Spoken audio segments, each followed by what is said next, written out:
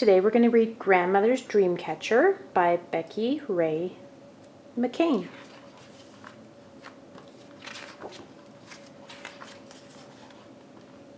The Jeep grumbles and growls along the road. The top is rolled down and the wind lifts the corner of my bandana. Daddy and Mama are taking me to Grandmother's cabin way out in the woods by a lake. I will stay with her while Daddy and Mama find a home near Daddy's new job in Chicago. When Daddy turns, the road becomes skinny like a snake. I lean back and close my eyes. I picture Grandmother in her blue cotton dress with the little flowers I can only see when I'm close enough for a hug. Grandmother is Chippewa, like us. She is tiny and brown with dark shiny eyes that wrinkle in the corners when she smiles. She is almost light enough for me to lift in the air. That is what I will do someday when I'm a bigger girl. I will lift my grandmother into the sky. She will flutter and fly around like a bird when she laughs as we float above the trees. The Jeep stops. It's night outside. Grandmother opens my door before I do, and I tumble toward her half to sleep. I lean against her as we walk to the cabin. The chilly night wind races through the trees around me. In the copper pot on Grandmother's wood stove, water makes giggle sounds as it bubbles and boils. Heat pours from the stove, and soon my hands and face feel nice and warm. The grown-ups start talking. I snuggle down on Grandmother's green couch and drift to sleep again. This time sleep is noisy and mean. Scary things that howl, whistle, and hoot like the night wind are so close. I scream and reach for Mama and Daddy, but in my dream they can't hear me. "Kimmy," Mama says as she holds me, "wake up, you're safe."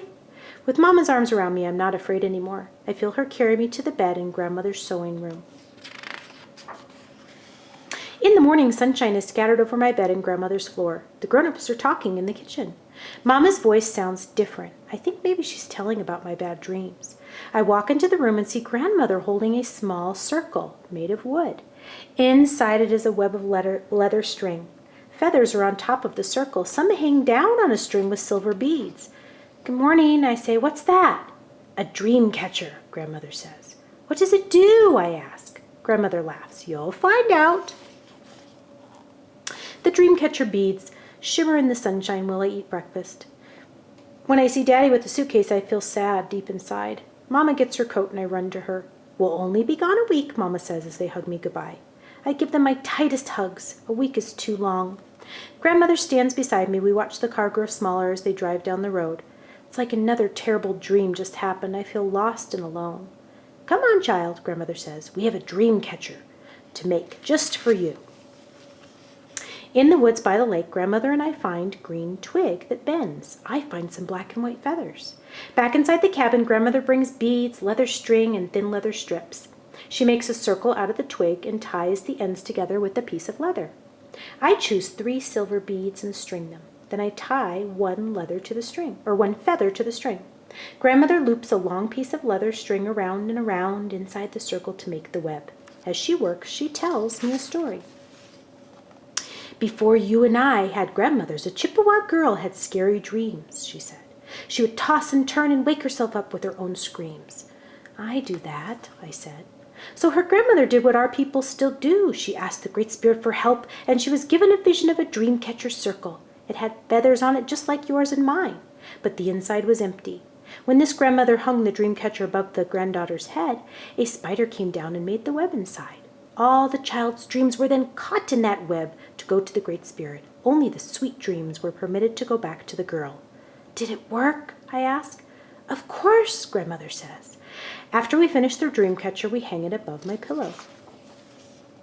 That night I shiver when I think of Mama and Daddy so far away. Grandmother finds me. She sweeps my hair back as she rocks me. I am warm again.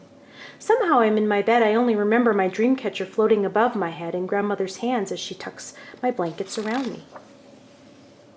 When I awake, I see my dream catcher turn in the morning light. Grandmother peeks in the room.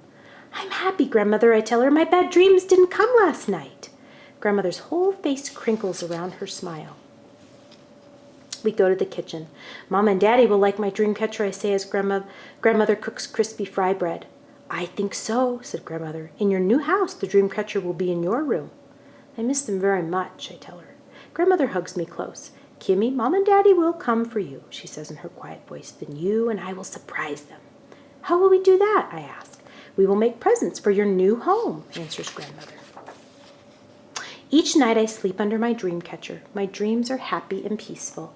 Each day, Grandmother and I are busy with our work. We sew beads on leather to make hair ties for Mama. Grandmother takes me fishing, and I find a special feather just for Daddy. We make a dream catcher for Mama and Daddy. But my favorite surprise is the picture I make of my family. There's Grandmother, Daddy, Mama, and me under my dream catcher. Rainbow colors splash out of the feather. And when Mom and Daddy come back, that's the present that they like best.